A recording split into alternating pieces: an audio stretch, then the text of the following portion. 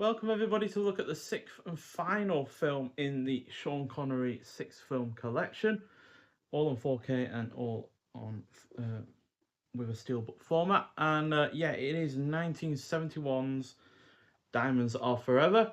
So this is directed by Guy Hamilton. This will be his second of four Bond films that he'd do. He obviously did Goldfinger before this, also with Connery, and he'd go on to do two more with Roger Moore in the early 70s. So yeah, this clocks in at 120 minutes long, had a budget of $7.2 million, so significantly less than the two previous Connery films, which were 9 million plus. And even though it's a couple hundred thousand dollars more than on Her Majesty's Secret Service, we'll get to why it quite frankly wasn't enough later on. But it did have a box office return of 116 million, so yeah, definitely more than on Her Majesty's Secret Service, and slightly more than You Only Live Twice as well. So yeah, we have the usual cast returning: Sean Connery, Lois Maxwell, Bernard Lee, but we also have Jill St. John in this film as the main Bond girl. She was in the 1960 version of The Lost World. We also have Charles Gray, who I've seen in at least 10 other films. He had a supporting role in You Only Live Twice, but he switches over to the bad guy, Blofeld, in this effort. And yeah, it was also in The Devil Rides Out, The Executioner, and The 7% Solution. We also have Bruce Cabot, who was acting in the early 30s at the very earliest, in the likes of King Kong, the original one, as well as Fury and Fallen Angel. So James Bond masquerades as Peter Franks to uncover a diamond smuggling conspiracy.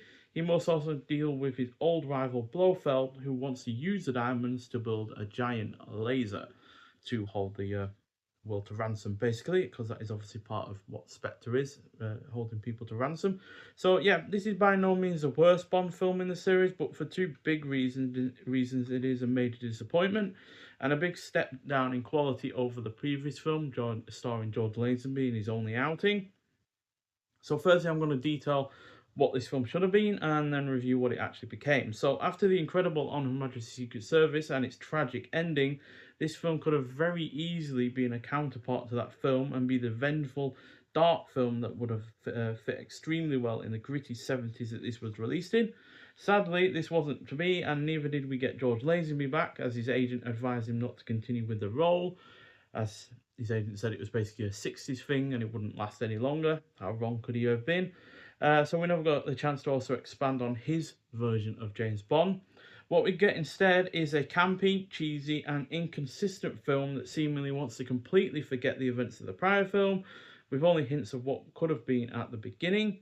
The plot is also weak, the script is all over the place, and Sean Connery, though likeable, really doesn't look all that bothered about being there, which is evident by how much he took to actually get him back on board.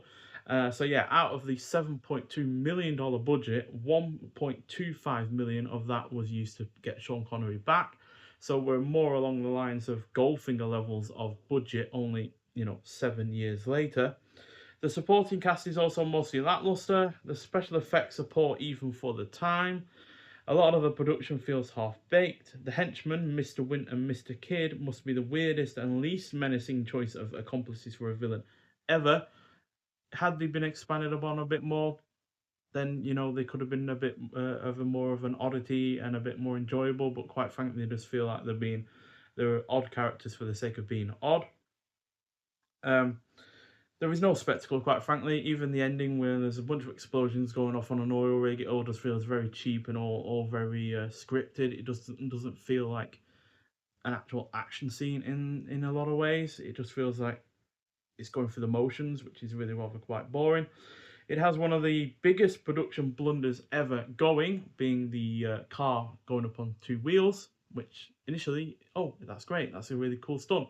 But then it's obvious that the came out the other way on the opposite end of this alleyway, and then they had to put in a shot in between, going in one way and coming out the other, where the car just basically rotates like that. Now, if it can rotate like that, it could have gone through the alley straight on as is.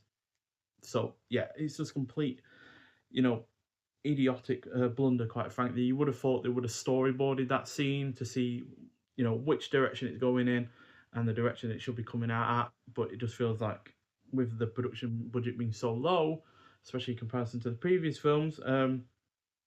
That they didn't really plan it, and yeah, then they had to put in a shot in between, which just makes no sense whatsoever. And the locations are boring as well. Las Vegas might well be glitzy in terms of all its lights and casinos, but it just doesn't look exciting at all. You've got bland desert on the outside, you've got boring looking streets on the inside, and yeah, a lot of Las Vegas also was still being built at the time as well. So these massive areas that just look unfinished, and yeah, it just doesn't look all that exciting whatsoever. It does, however, have a solid score and title song. John Barry and Shirley Bassey are still pulling out the stocks in both regards in that sense. Um, Certainly one of the stronger um, title songs from this early period of the series. It's also got a few decent action scenes. The initial car chase before the production blunder is fairly solid. It is generally engaging, and Charles Gray as Blofeld is okay, although quite frankly, he's given very little to do. So, yeah, on the whole, a massive disappointment and easily my least favourite of the first 7 films, and definitely my least favourite as far as Sean Connery's 6-film stint goes as well. So, yeah, on the whole, a massively underwhelming film. There's the space laser and such that is being used, but the effects to depict it destroying things is just absolutely woeful. Basically, just get a layer of red over whatever is trying to be destroyed, and then a very cheap looking explosion is overlaid on the image, and then we have the discs there. So the 4K is perfectly fine in terms of the sound and the picture quality, but because the film is so lazy, it just feels like a very lazy film.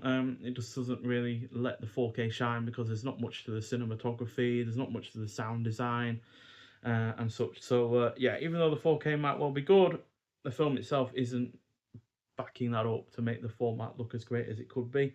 The previous 5 definitely felt a lot more like a film, and definitely felt more like more was put into the general execution to make the film a lot better. So yeah, this has always been one of those films that I felt a little bit on the downside from. It generally flip flops between 2 stars and 2.5 stars.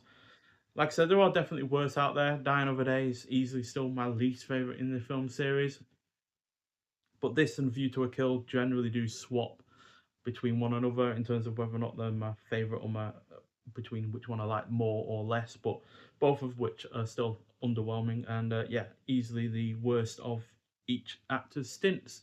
Um, and both of which obviously were the final film to either be with Sean Connery or Roger Moore. So yeah, just deeply underwhelming, really, and yeah, a massive letdown over the previous films in Connery's stint, but also in terms of what it could have been after the tragic events of On Her Majesty's Secret Service.